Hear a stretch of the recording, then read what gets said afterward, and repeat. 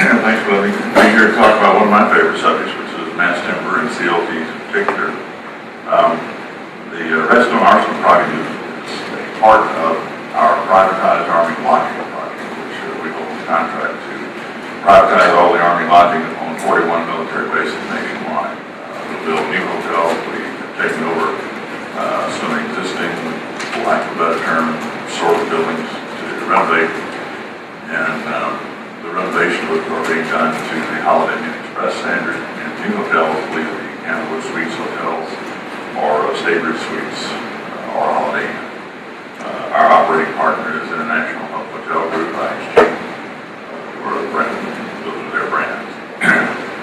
So we develop, design, build, own, and operate the properties.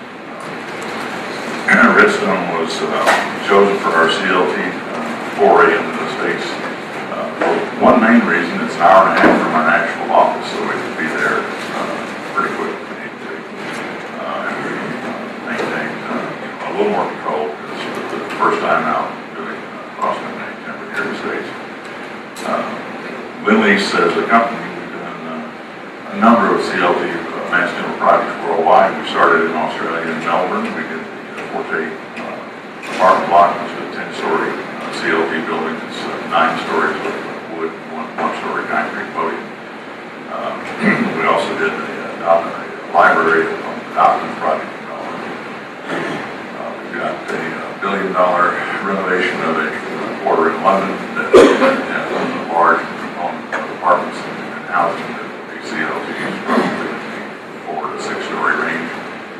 Currently under design. In Sydney, we've got a hotel, or not a hotel, but apartment block that looks like it's going to be somewhere in the 20-story range, so that'll be a stretch for us. My colleagues, Bill and Tobin and Jeff Morrow, are both in Australia right now. Bill's actually working on construction of a 6-story CLT. So I'm usually not the public face of our timber innovation group, but since they're out of country, you get the third string to it.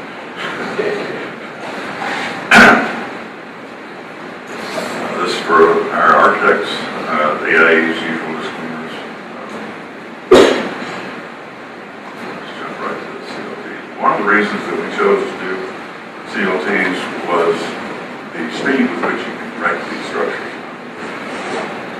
Last year, F and I did a survey of construction executives, and they found that 24% of them, which is a pretty significant percentage, felt like the firm would not be able to do more work simply because of labor shortage. They didn't have the people to do the work. And that's a result of the Great Recession in 2008. A lot of people in the construction industry left the business, and a lot of them haven't come back. So we've got some major shortages, which impact scheduling. And we'll talk about this picture later.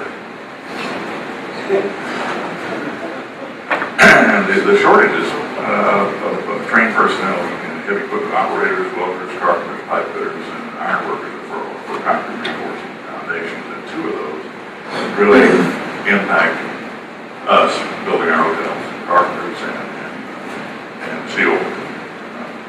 So because our standard building is built in cold form steel and red iron steel. So we started looking into this to see if CLT would make sense for any of our hotel buildings. And after much analysis and a lot of meetings, we decided that we'd take on Redstone as our example here in the States. And basically, as our test bed, we made a conscious decision to build the entire building out of CLT, walls, floors, ceilings, everything, just so we get that experience. There are exactly 3 pieces of red iron in the building, and I'll explain where you'll see those later. I'll tell you why they're there. Why CLT? Long list for the acoustics. I think most people think that there are some acoustics issues. It depends on how you design for all systems. We were fortunate here that the rising wall between the rooms and our 4 ceiling assemblies, we designed for an SGC of 55, and once the buildings were complete, carpet and everything except the furniture, we had a field test, and we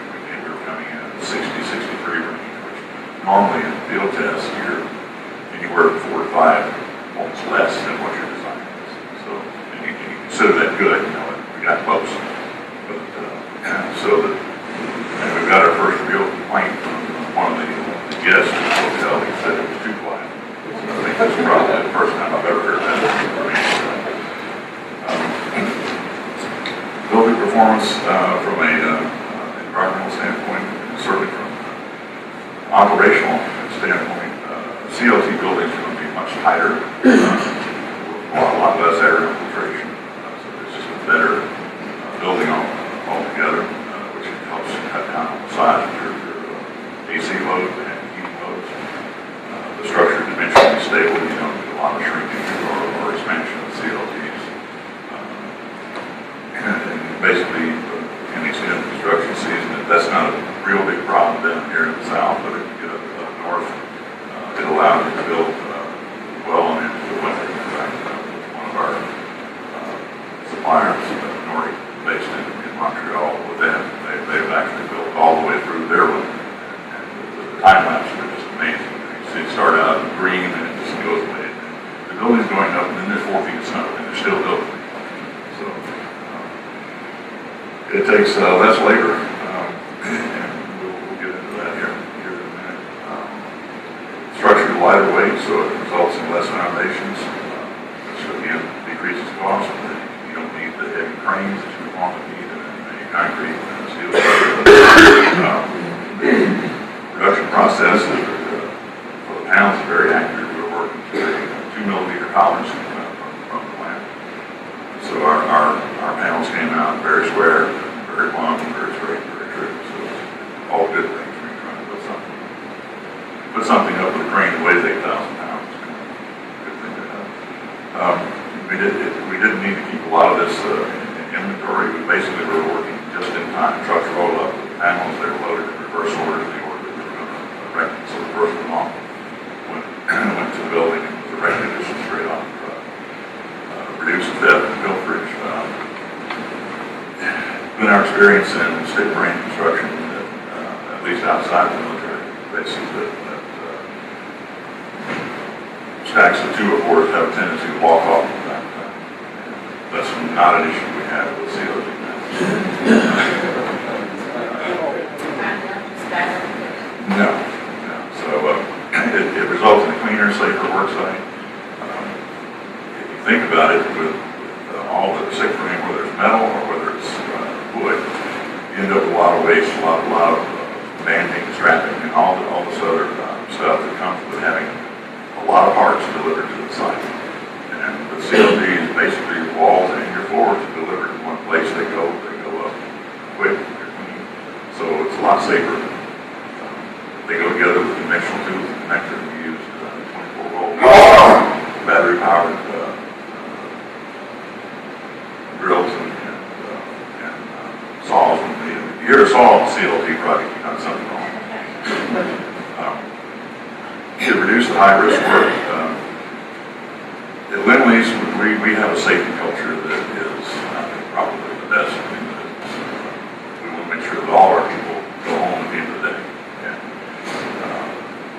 we are almost paranoid about reducing risk. And one of the things that we really reduced on this project was the exposure to edge falls, because the panels we lived straight off the truck. Before we did that, we put a safety railing in place around the panels, lifted up, put it in place, and you can see that. I spent a lot of time going through the list, because the pictures really are better than I could describe. Obviously, there's no formwork, reduced site impact, which is touched on. Less dust, vibration, noise, waste. If you're in an urban environment and you're doing infill,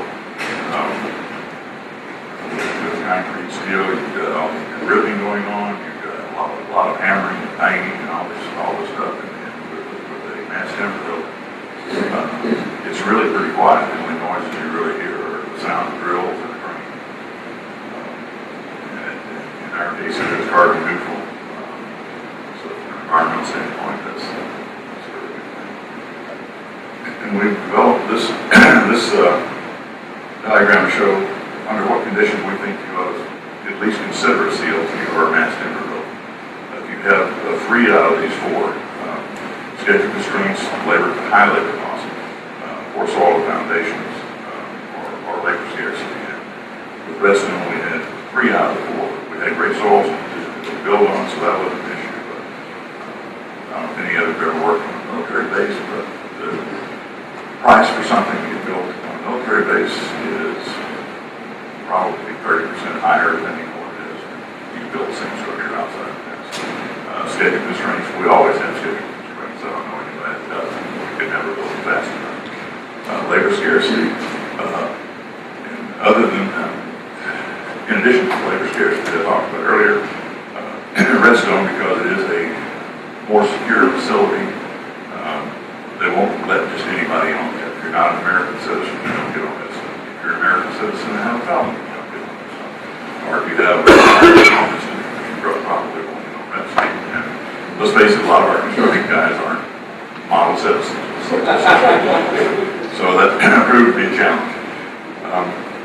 So anyway, we met three out of our 4 criteria, so another reason we use CLTs.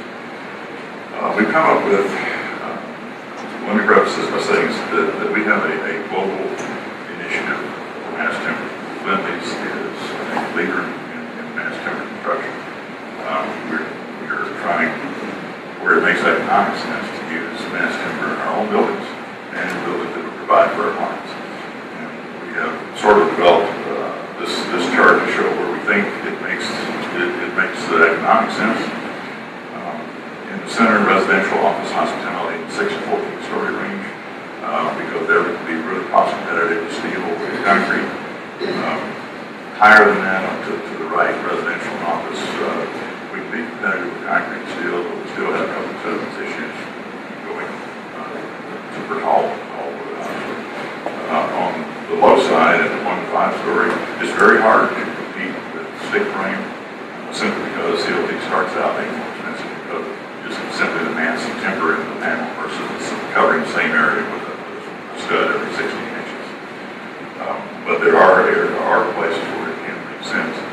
Redstone was one of them. We ended up coming in cost neutral for the structure, cost neutral with CLT versus form steel. The other thing drives up cost on military bases, and one of the speakers talked about this earlier, is we have to comply with anti-terrorism standards for the buildings, and we have to design the building to resist aggressive collapse. Aggressive collapse with CLT's platform frame, like we did every wall, the load-bearing wall or however. Floors and roof panels span over multiple bays, so it was pretty easy to meet the aggressive collapse issues. Blast resistance is another issue entirely. We worked with the Protective Design Center for Corps of Engineers in Omaha. They have an interest in CLTs and using it in other DOD projects. So we worked with them and analyzed. We really had two methods that we could prove that we could build a building on a CLT that was blast resistant. One was the one favored by everybody, and that was to go out somewhere and start holding panels up in a controlled fashion. That was the number one choice. We didn't have the money for the schedule for that, so we opted for the analysis, and we were able to prove that given the postulated explosive charge that we had to meet and the standoff distances, that we could indeed design the building so that it would resist a lapse of that nature. So we got that through the Corps in 3 months' time, which I'm told was something for record. Here you see the first air tower going up. We lit the first panel on February 13th of 2015. And it was a Friday, and in Alabama it was also 13 degrees outside. It was also my birthday, so that was quite a present. Our first stair tower took us 13 and a half hours to erect. It was still faster than building concrete or steel, but not nearly what we had estimated. And Bill and I were looking at each other like, I don't know what happened, how we have to do this. It's really going to blow our schedule.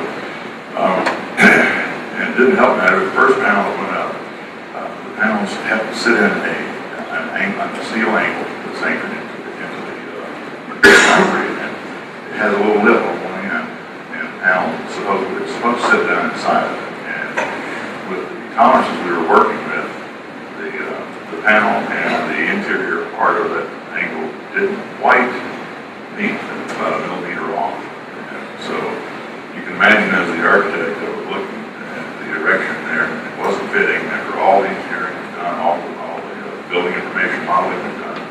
And we get out to raise the first panel and it doesn't fit. And you can imagine my horror when Bill grabbed a sledgehammer and started adjusting the blade. That's the only one we had to do. So,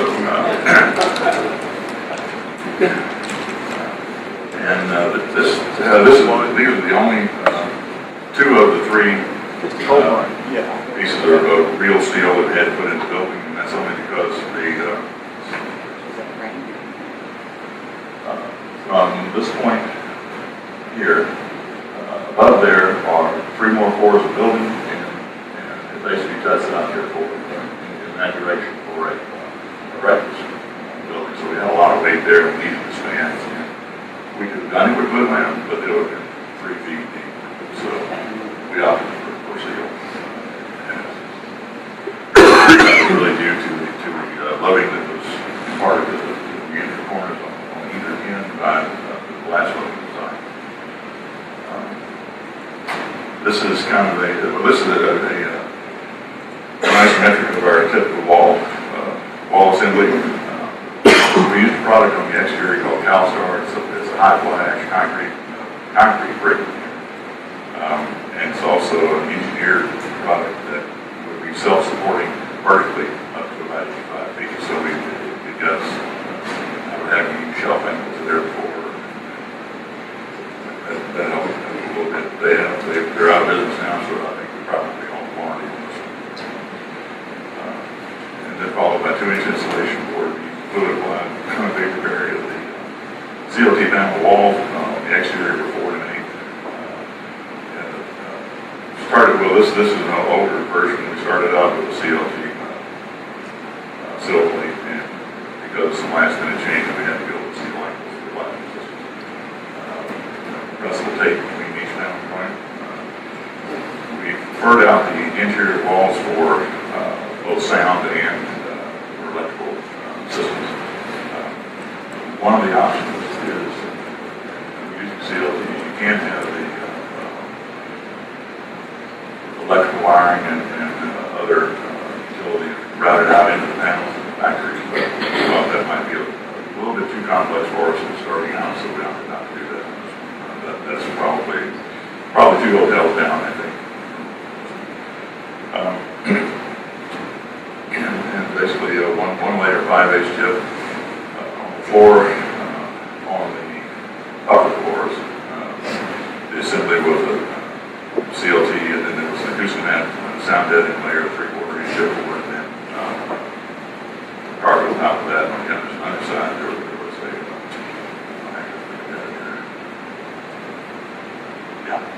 this is our core ceiling assembly, so you can see that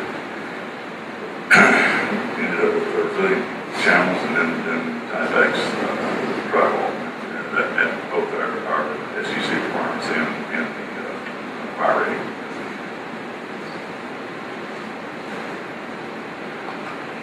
And this is a picture of one of the four panels being hoisted into place. You can see the safety railing is already in place. Once it gets up there, it gets set.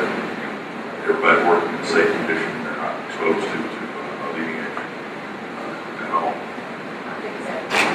That one is 8 by, I think that's 45-ish. The longest panel we had was 50 feet, and that was limited by transport and things.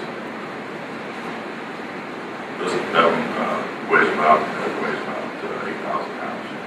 This is view down the first floor corridor. You can see on the right side here, you can see holes that we actually cut for ductwork and so forth. All of it done in the factory.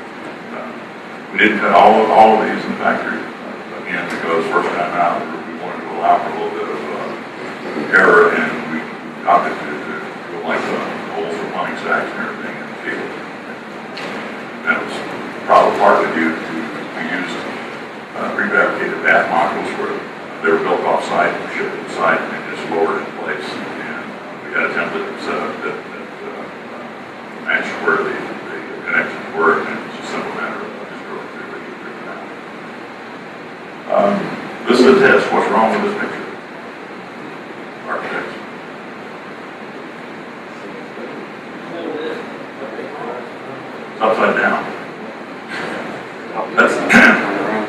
When we first did this, our marketing people put this picture in, and no, it looks like that, but you're looking at it from the other side.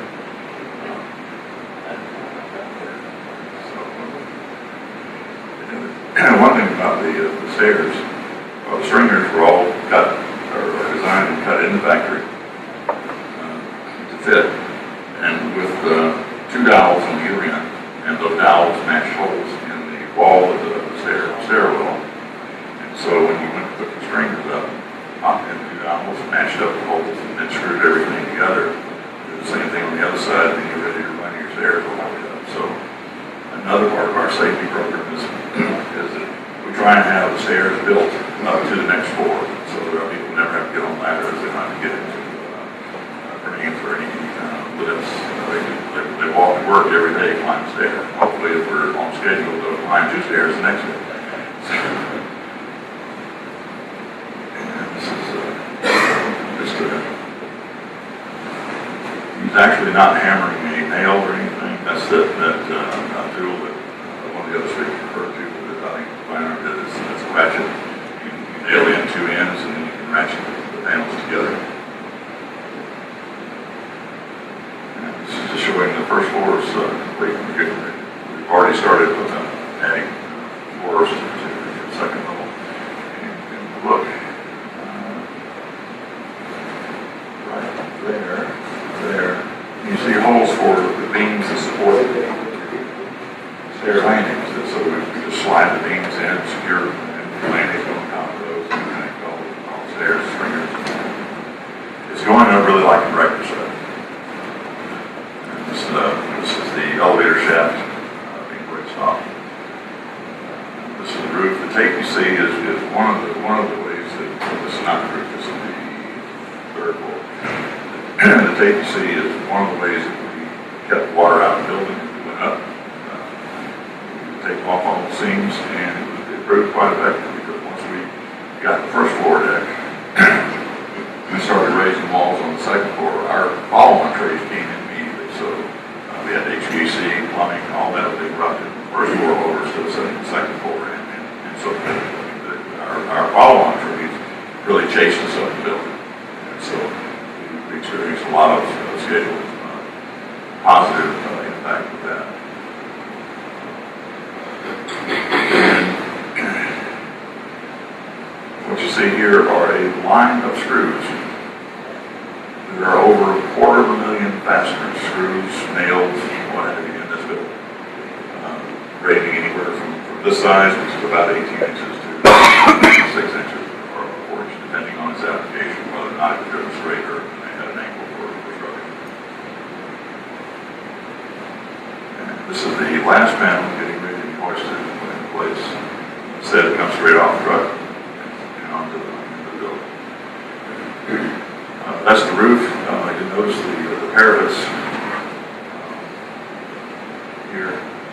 They look like an Old West kind of false front. That's exactly what they are, but that's part of the Candlewood Suites brand. We've got to have the arches. One of the things that ISG requires is all the Candlewood Suites have to look the same. It doesn't matter if it's in New York, Chicago, LA, they all look the same. So we have to use their prototype drawing. We actually have what we call a candle bridge because Candlewood Suites doesn't have a real large breakfast buffet or common area in the center floor and 1st floor.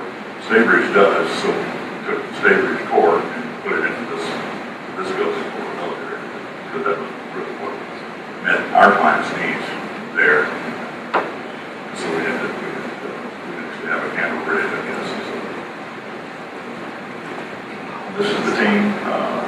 With the field office staff, a couple guys in the national office, and the erection group. If you're not willing to sign your work, you shouldn't do it.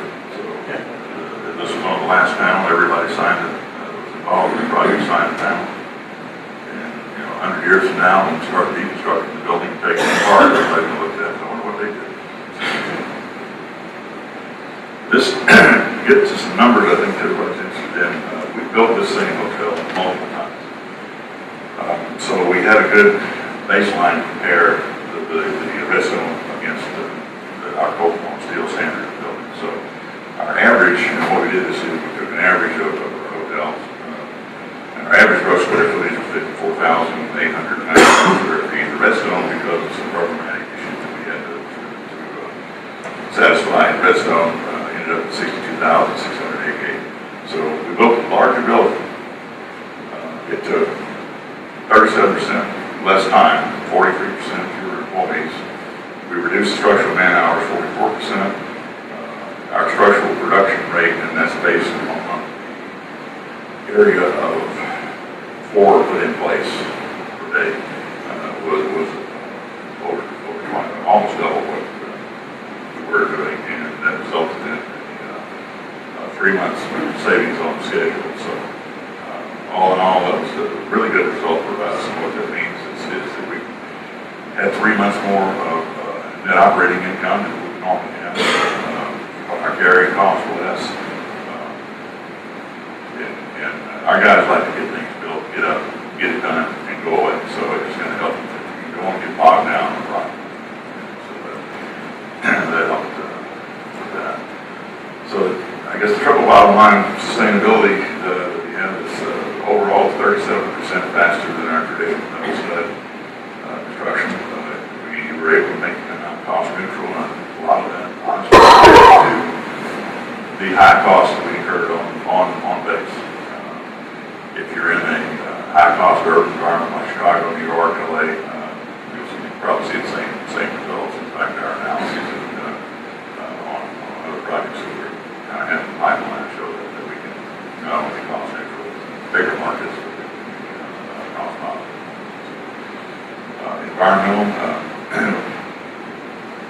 our engineering analysis shows that we should be 31% more efficient in the Redstone Hotel than in our normal hotels. And that's due to not only the CLT being efficient envelope, but we use a variable refrigerant flow system in lieu of PTAX. I hate PTAX. I don't like big holes in my walls. And so we went with VRFs, and that's turning out to be a good choice. We're monitoring all the energy use in the building, and at the end of the year, like at the end of the operating year, February and March next year, we'll be able to compare those numbers against the similar hotels in our chain. We really have some good numbers to look at. It sequestered a little over 1,656 tons of carbon. Social things is one thing we're really proud of is we hired, we took our team, our construction team, we took a couple of our Lendlease guys out of the Lendlease system to go down there and actually start the team. We hired locally, and we got in touch with this group that hires or that provides unemployed veterans support. So we talked with them, and we hired several unemployed veterans, I think 4 of them were combat veterans on the team, and they just did an exceptional job. We were able to upskill them and train them in construction trade. Some of them never lifted a hammer before in their life.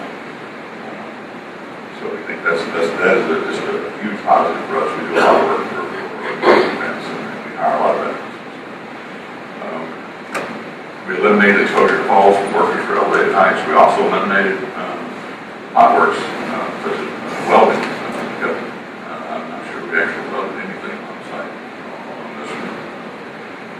And that's probably something we want to do with building. We also learned a few things. Smart design cannot eliminate human error. What's wrong with this was done by one of our college-educated construction managers who had put a tool belt on for a day. And he was a little embarrassed by it. I thought he would go back to that picture. This is done by our MBA construction manager. And he had been doing real well. He had been working with Bill that morning, and Bill had to go somewhere else. And so he thought, well, I can finish these last couple, so he started putting the things in place. And when he finished this one, he looked up and knew exactly what he'd done. Mistake.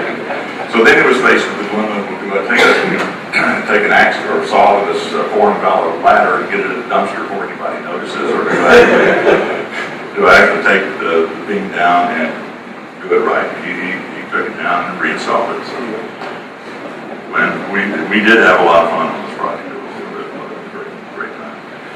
And again, this is a better look of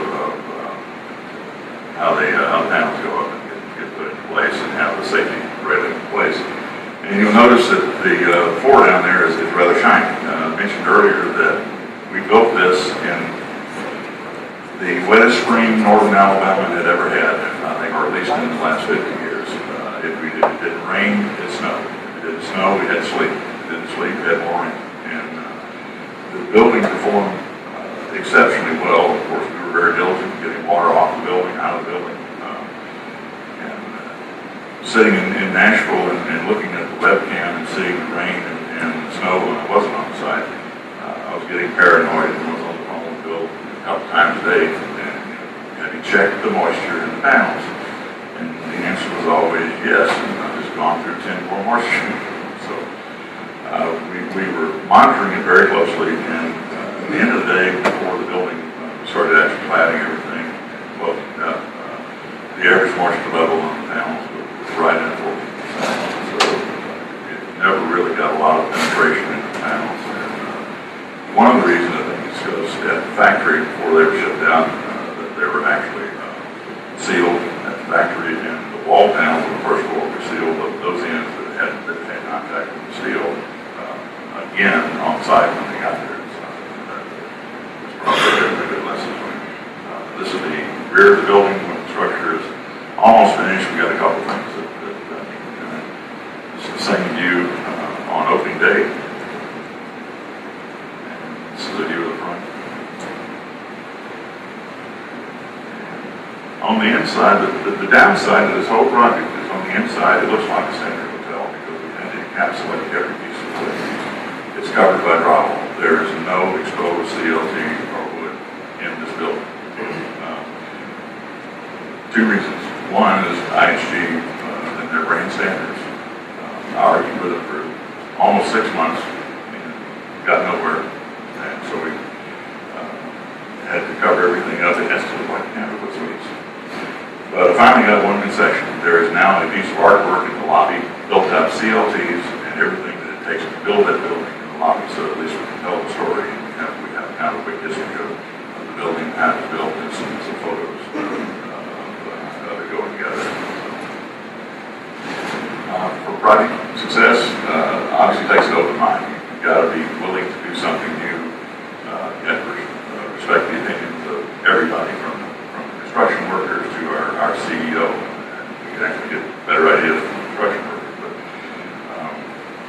you have to be able to collaborate, and communication is a key thing between all the team members. We had to bring on a manufacturer early on. They were with us from day one, which means we had to select the manufacturer. Some of our cost people and risk people were kind of, you can't do that, we got to go out and bid. No, we got to do that. So things like that, it's kind of out of the normal sequence of things that you have to think about doing. You have to trust the people that you're working with, and don't be afraid to try a new idea. And our biggest takeaway is don't allow senior management to judge your performance by the job site webcam. And I'll show you the time lapse here. Because it's on this military base, there was one place at one elevation we built with. It was not optimal for us. It worked for the base because it didn't show it.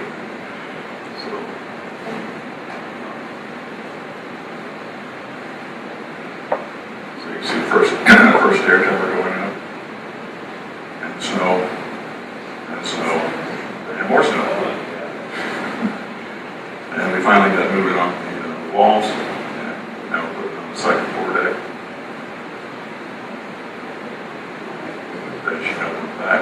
This is when I got the call. You're not doing anything. What's going on out there? I said, well, when you put the walls up, you can't see anything back there. So watch the crane. It's moving back and forth like that.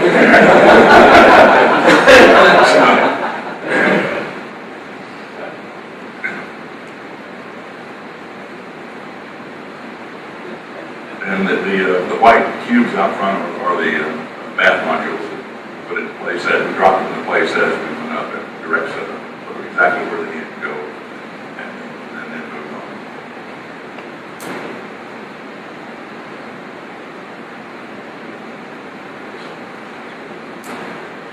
And that concludes this part of it. I would like to have some entertainment here. We have 2 movies for Escape. What space age did you see out there? It was Black Spruce, sourced out of the northern Canada.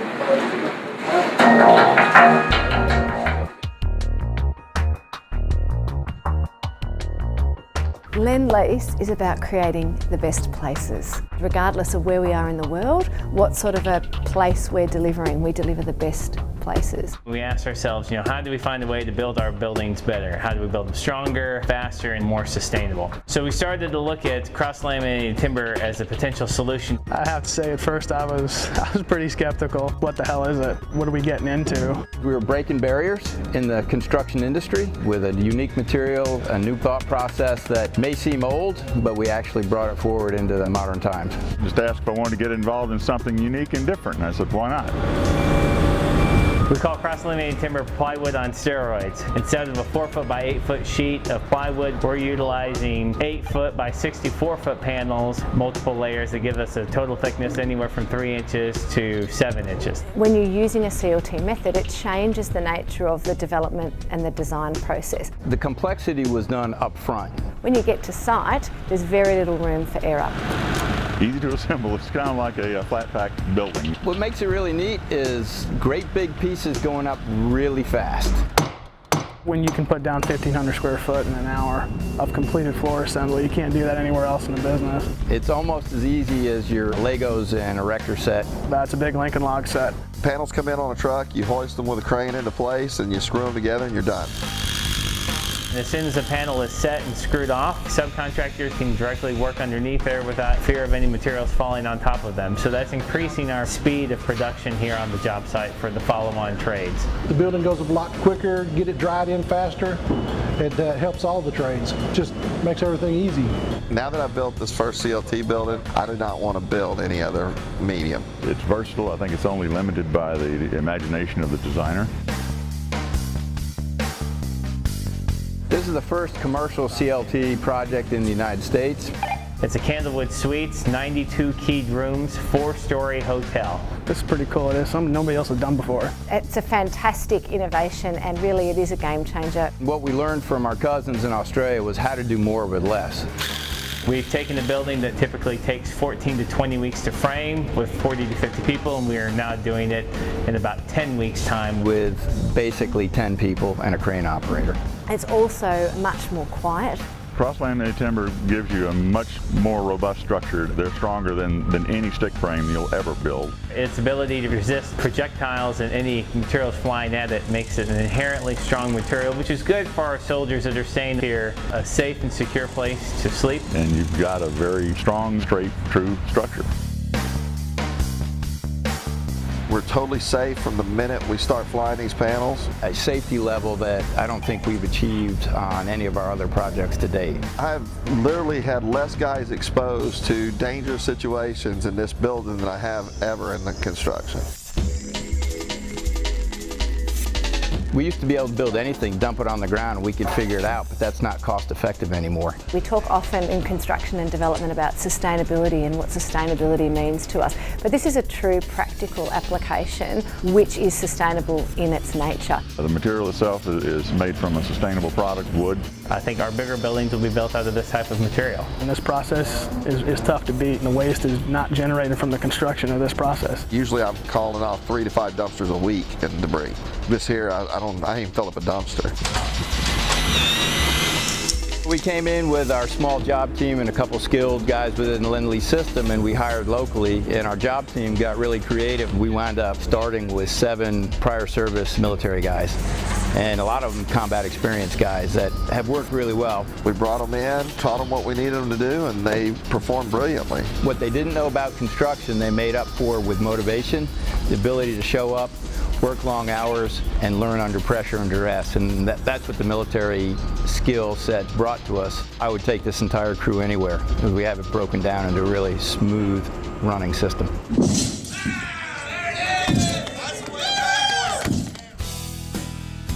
To come through this entire process and to be able to work on it with the guys, I wouldn't trade it for the world. It's been a great experience, and we've done something that nobody else has done. And I'm really happy and proud to have been part of the project. Sign me up, I'm ready to do another one. What we've learned off of this one, what we can take to the next one is phenomenal.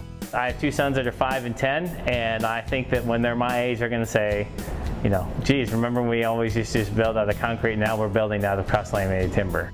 Lendlease believes in innovation, They've allowed us to innovate, they've allowed us to experiment. and when you do sort of embrace change, you can have some really material benefits. We found a whole lot of new opportunities that we know we can capture the next time out and be even faster, smarter, and do even more with less.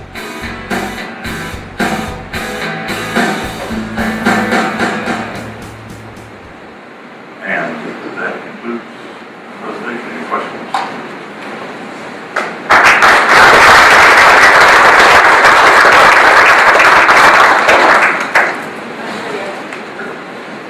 We have another video. Here, Rachel.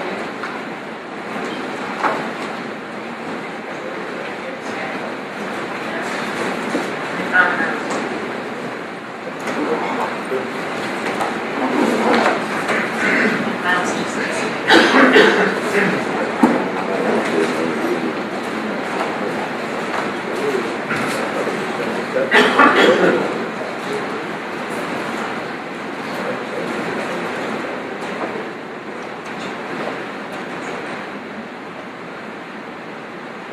And this is the 4th project, and Melbourne doesn't have music or commentary, so I'll try to provide commentary.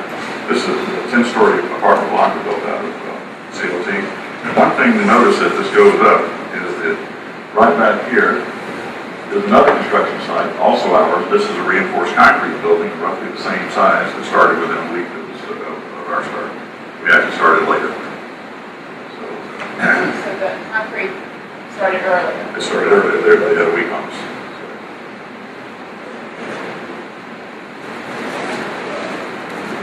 We were about even on the first floor because it was concrete.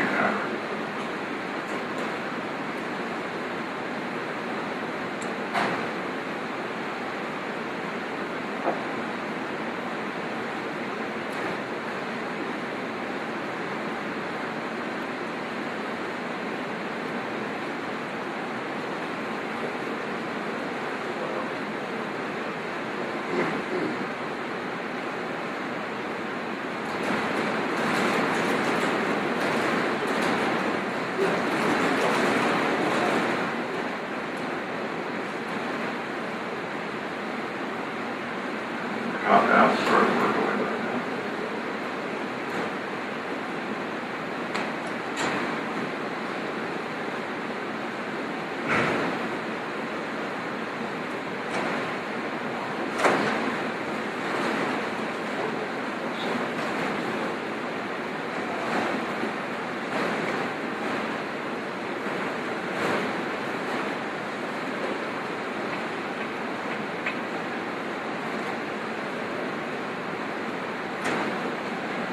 Ready to open and sell apartments.